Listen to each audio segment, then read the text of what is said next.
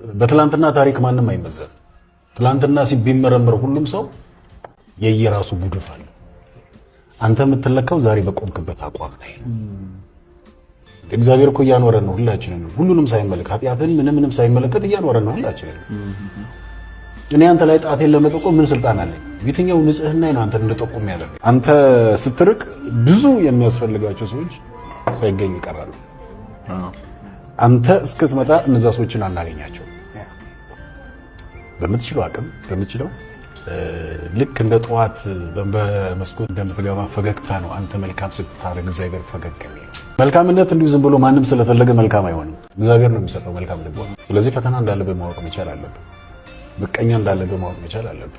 ቅድም እንዳልኩ ነው ክርስቶስን ያዘው እየከመጣ እኛ ኃጢአተኞች ላንሰደብ ላንተች አንችልም። በጣም ስለዚህ ምን አስጨነቀ? እርሳው ተው። ዝም ብለህ ወደፊት ሂድ። እግዚአብሔርን ከፊት አድርገህ ከኋላ አድርገህ በመንገድ መቀጠል ነው። መልካምንም አድርግ ዋጋንም ታገኛለህ።